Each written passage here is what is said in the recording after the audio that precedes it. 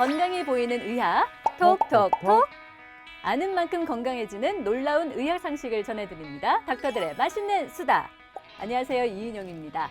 오늘 저와 함께할 우리 동네 주치 소개합니다. 어서 오십시오. 안녕하세요. 외과 전문의 유홍열입니다. 네, 반갑습니다. 유홍열 과장님과 함께할 맛수다. 오늘의 주제는요, 말 못할 고민, 탈장입니다. 자, 이 탈장이라고 하면 말 그대로 장이 빠져나온다라는 뜻인데요. 사실 이 탈장이 흔한 질환 중에 하나라고 합니다. 특히 통증이 없어서 그대로 지나치기 쉽다고 하는데요. 자, 화면으로 먼저 만나보시고 자세한 이야기 나눠보도록 하겠습니다. 신체 장기가 제자리에서 벗어나 다른 조직을 통해 빠져나오거나 돌출되는 증상인 탈장. 탈장은 신체 어느 곳에서나 발생할 수 있다는데요. 특히 근육을 키우려고 무리하게 운동하거나 비만, 만성 변비, 만성 기침, 고령 등으로 인해 복벽이 약해지거나 복압이 상승해 발생하기도 합니다. 남녀노소 누구에게나 생길 수 있고 특히 통증이 강하지 않아 자각이 어려운 경우가 많다고 합니다. 그런데 탈장을 오랜 기간 방치할 경우 장 폐쇄까지 이어질 수 있어 반드시 초기 치료가 필요하다는데요. 쉽게 방치할 수 있어 큰 병까지 이어질 수 있는 탈장. 주치의와 마수다에서 자세히 알아보겠습니다. 자, 오늘 나눠볼 주제가 탈장인데요.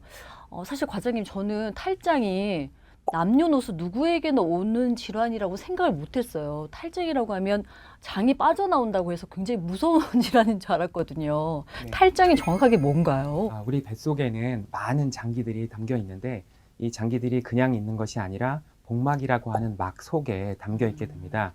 이 복막에는 다양한 장기들이 쌓여 있기 때문에 항상 높은 압력을 갖게 되는데 다시 이 복막을 보호하기 위해서 여러 층의 복벽 근육이 다시 이 복막을 보호해주고 있습니다. 네. 그러다 보니까 항상 복막 안에는 높은 압력을 갖게 되는데 이러다 보니 복벽에서 조그만 틈새라도 있게 되면은 이 복막과 함께 복부 장기들이 틈새로 빠져나오려고 하는 힘을 항상 받게 되는 것이죠. 네. 이렇게 좁은 틈으로 복막과 함께 복벽이 빠져나오는 것을 탈장 이렇게 이야기를 합니다. 그렇군요. 근데 탈장이 그렇게 많이 생기는 건가요? 네, 실제로 탈장은 굉장히 흔한 병입니다. 어. 요새는 그렇게 많은 연구들을 말씀드리는 의사들이 좀 적어졌지만 1970년대 미국의 부검 연구에 따르면 전체 남성의 약 95% 그리고 전체 여성의 약 45%가 사망 시점에서 탈장을 갖고 있더라 이런 연구들이 있습니다. 그리고 매해 전 인구의 약 0.1% 정도가 탈장 수술을 받기 때문에 사실 탈장의 빈도는 굉장히 흔하다고 봐야 되죠. 이게 탈장의 종류가 따로 있을까요? 네, 복압이 높아져 있고 네. 복벽이 조금이라도 약화된 어느 곳에든지 탈장이 발생하기가 쉬운 거죠. 사실 우리 뱃속에서 가장 흔한 탈장의 부위가 되는 것은 사타구니 부위입니다. 이 사타구니 부위는 복벽이 여러 층의 복벽이 이제 두 층으로 상대적으로 약화되는 부분이기 때문에 네. 상대적으로 높은 복압에 의해서 취약한 부분이 사타구니 부위가 되고 네. 특히 이제 남성분들 같은 경우에는 고환 쪽으로 내려가는 고환 동정맥이나 정관 같은 것이 뱃속에서 나가는 부위가 되는데 여기가 얇은 관 구조로 되어 있습니다. 그러다 보니까 상대적으로 복압에 취약해서 그쪽으로 사타구니 탈장이 많이 생기게 되고 우리가 이제 사타구니 탈장을 다른 말로 서해부 탈장이다 이렇게 이야기를 하는데 이 서해라는 말이 네. 쥐서자 구멍해자, 그러니까 쥐구멍 같은 구멍이 거기 있다는 뜻이거든요. 그러다 보니까 이제 서해부 탈장이 전체 탈장의 약 90% 정도를 차지하게 되고, 그 다음에 이제 사타구니 바로 옆에 이제 대퇴부 쪽으로는 멸족다리 근육이 이제 굉장히 굵은 근육들이 있기 때문에 그쪽으로 상대적으로 더 취약해서 대퇴 탈장이라는 것도 생길 수가 있습니다. 이런 것들은 이제 서해부 탈장의 한 20-30분의 1 정도로 빈도가 좀 적게 되고요. 또 이제 배꼽 탈장 같은 경우는 네네. 이제 엄마 뱃속에서 우리 아기들이 탯줄을 통해서 영양을 공급받게 되는데 네. 이 탯줄이 있는 부위가 나중에 이제 배꼽이 되죠. 네. 이 배꼽 부위가 상대적으로 취약하기 때문에 이제 태어나고 나면 복벽이 잘 닫히게 되지만 상대적으로 배꼽 부위가 다른 부위보다는 탈장이 좀 더 생기기가 쉽게 됩니다. 또 이제 절개 탈장이라는 것도 있는데 우리가 이제 과거에 개복 수술을 받으셨던 분들은 네. 배를 한번 열었다 닫기 때문에 그 부위가 수술 안 받으셨던 분들 부위보다는 좀 취약하게 되기 때문에 절개 탈장도 생기게 됩니다. 근데 대부분의 많은 분들이 이게 탈장인지 아닌지를 잘 모르고 지나가시는 분들이 있다고 하거든요. 네, 그게 그렇습니다. 왜 그런지도 궁금하고 이게 그냥 탈장이 생기게 되면 어떤 증상을 느끼게 되는지도 궁금해요. 이제 많은 분들이 이제 탈장하면은 장 네. 자체가 삐져나오는 거다 이렇게 생각하시기가 쉬운데 사실은 장을 싸고 있는 막이 이 틈새로 삐져나오고 그 막을 통해서 장이 들락날락하는 겁니다. 그러다 보니까 우리가 첫 증상으로는 사실 처음부터 통증을 느끼게 되는 경우는 극히 드물고 뭔가 튀어나온 느낌이 있다가 다시 눕거나 앉으면 쏙 들어가고 이런 들락날락하는 느낌을 받으시기 때문에 사실 초기에는 심각하게 받아들이지 않으시는 경우들이 많이 있습니다. 그렇군요. 특히나 이걸 꼭 통증이라고 하기에는 일반적인 복통의 양상과 굉장히 다른 미묘한 느낌을 받으시기 때문에 네. 사실 인지하지 못하고 지나가시는 경우들이 많고 또 이게 이제 사타구니 특히 이제 남성분들은 고환 쪽으로 내려가는 경우들이 많아서 네. 이제 내가 비뇨기과적인 문제가 있는 줄 알고 비뇨의학과 진료를 받으시는 경우들도 많이 있습니다. 아, 이거 헷갈려 하시는 분들이 많으시군요. 네. 그러니까 저는 탈장이라고 하면 장 자체가 나오는 줄 알았기 때문에 그런 거는 차이가 있을 수 있겠는데 그런 뜻이 아니니까 이 통증을 잘 못 느끼시는 분들이 계시겠네요. 네. 아, 예. 그러니까 잘 모르고 그냥 지나치시는 분도 많다는 뜻인데 만약에 이 탈장을 그대로 그냥 방치를 해뒀다 하면 어떤 문제가 발생하게 되는 거죠? 기본적으로 우리가 이제 탈장이라고 하면 좀 전에 네. 말씀드린 것처럼 이 좁은 복벽의 틈으로 장이 이제 빠져나오는 건데 네. 이게 점점 더 많이 삐져나오게 되면 우리가 이제 끼었다 또는 뭐 낑겼다는 표현이 좀 적합할 것 같은데요. 이렇게 낑기게 되면 다시 장 뱃속으로 돌아 들어가지 못하는 문제가 생기게 됩니다. 우리 어렸을 때 우리 이솝우화에서 보면은 토끼가 이 유리병 속에 있는 사탕을 더 욕심이 나서 많이 꺼내려고 하면 네네네. 목이 좁아서 다시 못 빼내는 것처럼 이 장이 다시 돌아 들어가지 못하는 경우가 생기게 되는데 그렇게 되면 이제 정도가 심해지면 네. 장의 혈류량 공급이 적어지면서 네네네. 장이 괴사되는 문제가 생길 수도 있고 아. 그렇게 되면 복막염이 생기기도 하고 폐혈증이라는 심각한 문제가 발생하는 경우들도 있습니다. 그렇군요. 그러면 당연히 치료가 필요할 것 같은데 탈장 치료는 어떻게 이루어지는 거죠?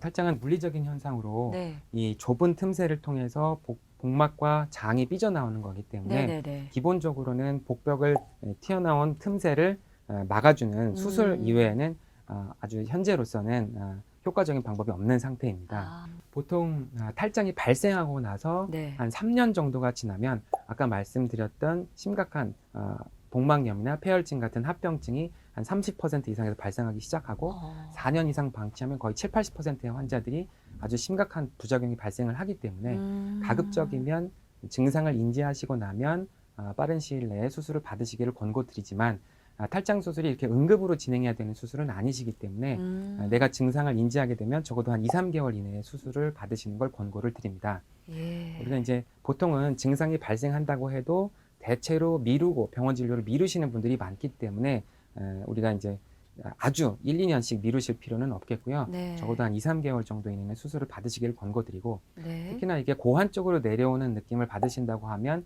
그거보다는 조금 더 수술 일정을 당기시는 게 좋겠습니다. 네. 그러니까 탈장이라는 게 뭐 당장이 아프지 않기 때문에 수술을 뭐 이렇게 미루시는 분들이 많으신데 많이 미루지는 마시기 바랍니다. 그러니까 탈장을 이제 수술을 만약에 한다면 주의할 점도 분명히 있을 것 같은데요. 어떤 점이 있을까요? 우리가 이제 인터넷에서 요새는 뭐 유튜브만 검색을 해봐도 탈장과 관련된 수백 가지 다양한 정보들이 쏟아지는데 네. 오히려 이렇게 다양한 정보들 때문에 환자분들이 굉장히 혼란을 겪으시는 분들도 많이 보게 됩니다. 그래서 탈장에 대해서 한 3가지 정도 바로잡을 내용들이 있어서 좀 말씀을 드리고자 하는데요. 네네. 첫째는 전통적인 수술 방법이냐 복강경 수술 방법이냐에 대한 내용입니다. 네. 이제 많은 분들이 복강경 수술에 대해서 혼란을 겪으시는 분들이 있는데 사실 우리가 이제 복강경 수술의 반대 수술이라고 하면 개복 수술이다 이렇게 생각을 하셔서 예. 기존의 탈장 수술 방법도 개복 수술하는 거냐 이렇게 오해하시는 경우들이 있는데 사실은 기존의 수술 방법도 피부 바로 밑에 있는 복벽에 약해진 틈을 교정하는 것이기 때문에 사실 엄밀히 말하면 개복 수술이 아닙니다. 요새 이제 많이 하는 표현으로 절개술이다 하는 설명을 드리기도 하는데요. 어쨌든 기존 수술 방법도 개복을 하는 큰 수술이 아니기 때문에 상대적으로 안전하고 좋은 방법이고 또 이제 복강경 수술이라는 것이 처음 개발됐을 때 기본적으로 기존의 절개술에 비해서 열등하지 않다, 나쁘지 않다는 성적으로 개발되고 발전되어 온 방법이기 때문에 절개술이나 복강경 수술 모두 재발률이나 합병증이나 이런 것들이 상대적으로 모두 낮은 안전한 수술 방법입니다. 그래서 일률적으로 복강경 수술은 좋은 방법이고 절개술은 나쁜 방법이 이렇게 생각하실 것은 아니라고 생각하고 있습니다. 그리고 이제 두 번째는 인공막 수술이냐 아니냐에 대한 문제입니다. 이제 많은 분들이 인공막 수술에 대해서 잘못된 방법이다 이렇게 오해하고 계시는 분들이 많은데 사실 인공막 수술이라는 것은 기존의 방법들을 개선하기 위해서 개발된 방법입니다. 기존의 절개술이라는 것이 기존에 우리 인체에 있는 근육이나 복벽을 당겨가지고 교정하는 방법이었기 때문에 네. 사실 이제 기존 방법들이 당겨지는 느낌으로 인한 통증이라든지 회복 기간이 좀 길어지는 문제들이 있었고, 그걸 개선하는 방법으로 인공막이 발전을 한 것이기 때문에 네. 사실 인공막 수술은 상당히 좋은 방법이고 또 상대적으로 최신의 방법입니다. 인공막이 도입된 지 이제 한 30년이 채 안 됐기 때문이기도 한데요.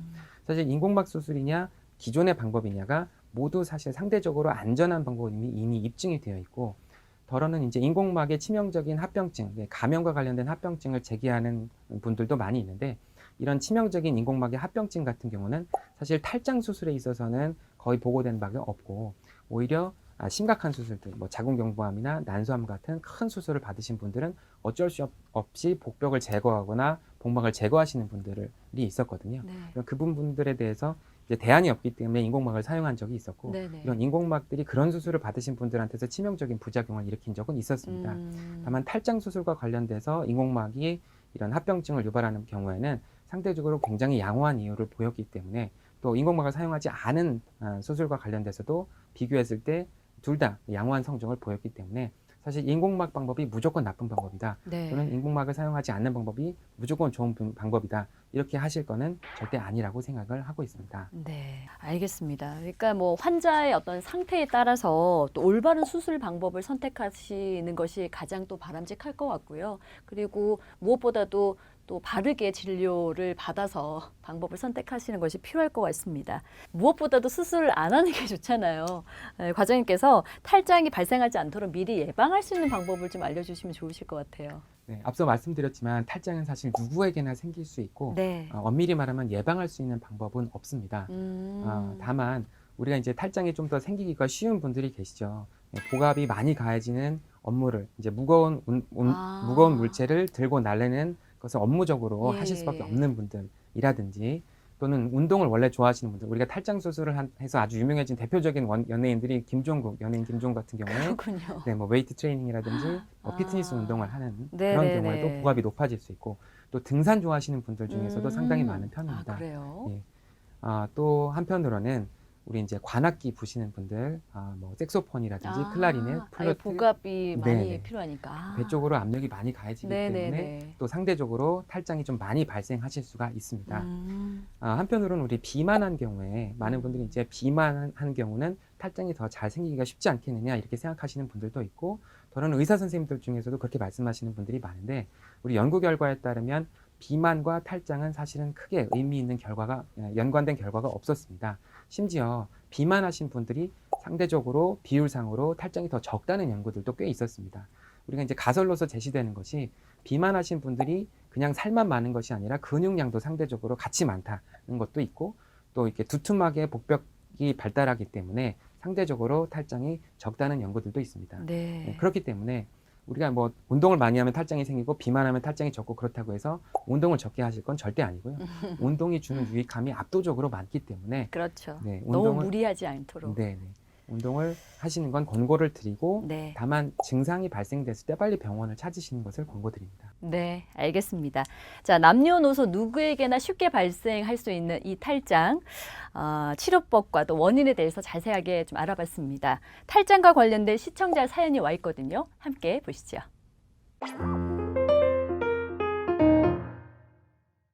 얼마 전 탈장 진단을 받았습니다. 운동 후 배가 아파 병원을 찾았는데 우연히 발견했는데요. 발견 당시 바로 돌출된 장기를 밀어넣는 도수 정복법을 받았는데요. 병원에서는 일단 치료를 했으니 경과를 지켜보자고 하시더라고요. 병원에서는 심하지 않은 탈장이라 수술까진 필요 없다고 하는데 걱정이 되더라고요. 탈장은 대부분 수술을 한다고 들어서 재발이 우려가 되는데 수술을 하지 않아도 괜찮을까요? 네, 사연 만나봤습니다. 복통으로 우연히 탈장을 발견을 하셨는데 수술이 아닌 도수 정복법으로 탈장을 치료를 하셨습니다. 이게 지금 재발 우려는 없는 걸까요? 라는 또 사연을 주셨거든요. 도수 정복법, 재발 우려는 없을까요? 네, 탈장은 기본적으로 수술이 아닌 한 올바른 그 이외의 방법들은 없습니다.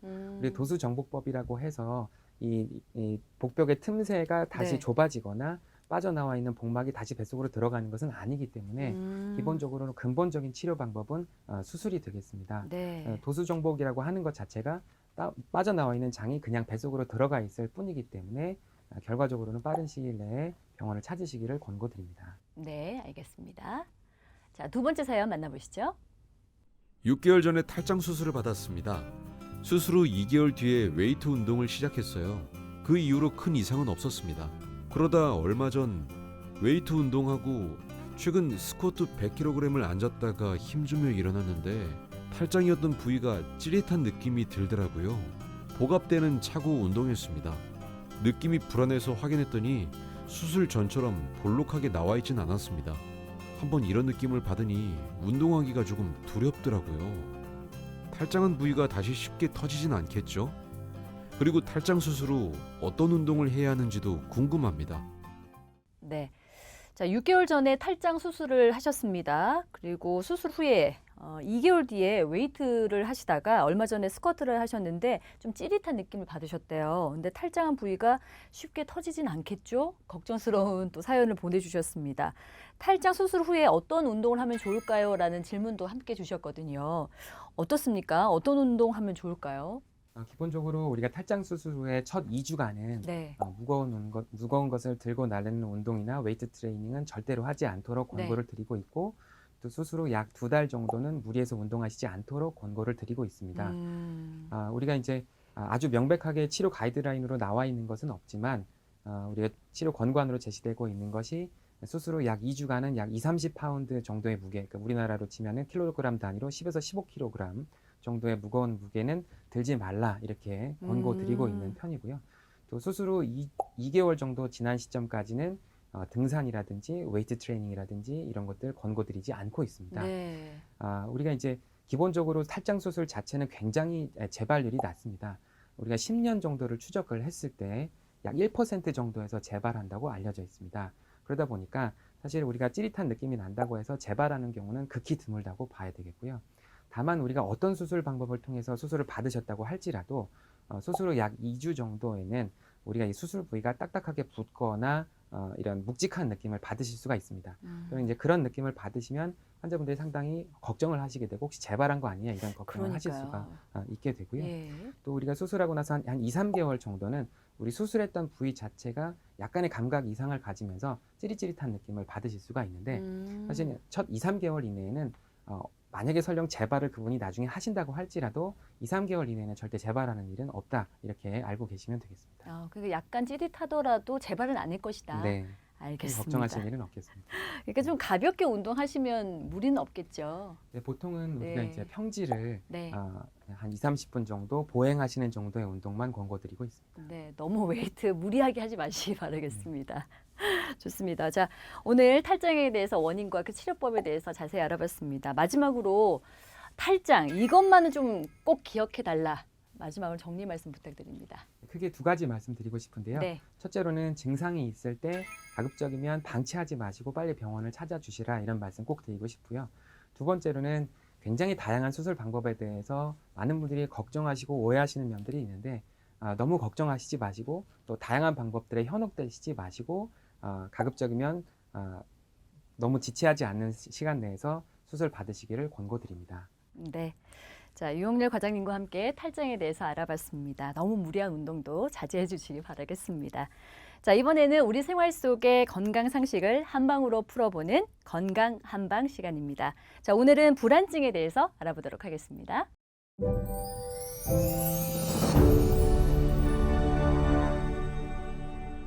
안녕하세요. 건강 한방 한의사 유한상입니다. 이번 시간에는 신경정신과 질환인 불안장애를 한의학적 관점으로 이해하기 쉽게 설명드리겠습니다. 과연 불안이란 무엇일까요? 한자로 안일 불, 편안할 안, 즉 마음이 편안하지 않다는 뜻입니다. 그렇다면 우리는 왜 마음이 불안한 걸까요? 바로 미래를 알지 못하기 때문이죠. 자신의 앞날을 예측할 수 없기에, 또는 내가 어떻게 해야 할지 모르기 때문에, 과연 내가 이대로 잘하고 있는 건지 결과에 대해 불확실하기 때문에 고민하고 또 걱정하고, 그래서 마음이 안정되지 못하게 되는 것이죠. 꼭 마음이 약하고 겁이 많은 사람만 느끼는 것은 아니고 모든 사람들, 특히 평소 신경을 많이 쓰고 완벽주의 성향을 가진 분들도 많이 나타나는 질병 중 하나입니다. 잘해야 한다는 강박에 시달리거나 실패를 두려워한 나머지 시작을 못하고 어쩔 줄 몰라하는 경우도 불안장애에 속하는 증상입니다. 그렇다면 불안장애는 어떠한 특징들이 있나요? 두통, 불면증, 어지럼증, 땀이 난다 등 불안장애의 증상은 매우 다양하게 나타납니다. 그중 대표적인 증상이 가슴 두근거림입니다. 심장이 두근거린다는 뜻이죠. 그래서 한방에서는 불안함은 심장이 약해져서 생기는 병이기 때문입니다. 마치 채워지지 않는 물컵을 들고 있는 손이 떨리는 것처럼 안절부절 못하고 물이 쏟을까 봐 걱정하는 상태이죠. 그러니까 발생하지 않는 일에 대해 미리 걱정하고 과잉 반응하는 것입니다. 불안장애의 사례를 한번 보시겠는데요. 30대 남성분이셨는데 대학 강사이셨습니다. 어느 날부터인가 강의를 할 때면 가슴이 두근거리고 불안해졌다고 합니다. 학생들이 자신의 수업을 재미없어 하거나 어려워할까 봐, 평가가 낮아서 정교수 채용이 안 될까 봐, 결혼을 아직 못했는데 나는 사회적으로 성공을 못했으니 결혼이 더 늦어질까 봐, 가슴 두근거림은 물론이고 불면증, 두통, 어깨 결림, 심지어 비관적인 생각까지도 했었다는데요. 하지만 심장의 기운을 보하는 한방 치료를 받은 후 불안한 증세가 많이 안정되고 특히 체력적으로도 많이 회복되어 자신의 노력이 그동안 헛되지 않았다는 것을 스스로 느끼고 보다 긍정적인 에너지를 발휘할 수 있었다고 합니다. 이렇듯 사실 불안장애는 인체가 스트레스를 적응하기 위한 신호입니다.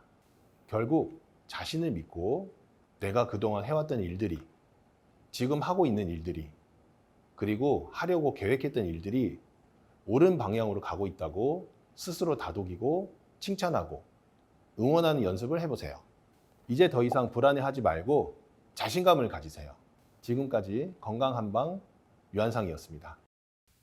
네, 오늘 건강 한방 시간에는 불안증에 대해서 알아봤습니다. 닥터들의 맛있는 수다, 오늘 유홍열 과장님과 함께 탈장에 대해서도 자세하게 알아봤습니다. 오늘은 여기까지입니다. 다음 시간에 더 알찬 내용으로 인사드릴게요. 그때까지 모두 건강하세요. 암 환자 의료비를 지원하고 있습니다. 만 18세 미만 소아암 환자 및 성인 암 환자가 대상입니다. 자세한 내용은 다음과 같습니다. 폐암 환자는 2021년 6월 30일까지 확진받은 경우만 가능하니 유의하세요. 자세한 사항은 02-901-7783으로 문의주세요. 영유아 발달장애 정밀검사비 지원 안내입니다. 영유아 검진 발달평가 결과 심화평가 권고 판정을 받은 영유아 중 의료급여 수급권자, 차상위 계층, 해당 차수 검진 기간 시작일 기준 전년도 11월 건강보험료 하위 70% 이하인 경우 대상입니다. 발달장애 정밀검사에 직접적으로 필요한 검사와 진찰료를 지원합니다. 자세한 사항은 02-901-7764로 문의주세요. 산모 신생아 건강관리 지원 안내입니다. 모든 출산 가정을 대상으로 하고 있으며 출생 순위 및 소득 기준에 따라 다릅니다. 신청 기한은 출산 예정일 40일 전부터 출산 후 30일까지입니다. 산모 신생아 건강관리 서비스 비용 일부를 국민행복카드에 바우처로 제공됩니다. 해당 지원은 보건소 모자 건강실로 방문 신청해 주시면 됩니다. 자세한 문의는 02-901-7766, 7764로 해주세요. 인플루엔자 무료 예방접종 안내입니다. 생후 6개월부터 만 13세 어린이와 임신부는 10월 5일부터 23년 4월 30일까지 접종 가능하며 만 75세 이상 어르신은 10월 12일부터 12월 31일까지, 만 70세에서 74세 어르신은 10월 17일부터 12월 31일까지, 만 65세에서 69세 어르신은 10월 20일부터 12월 31일까지 접종 가능합니다. 강북 구민인 경우 다음과 같습니다. 문의는 901-7756, 7331, 7786으로 연락주세요.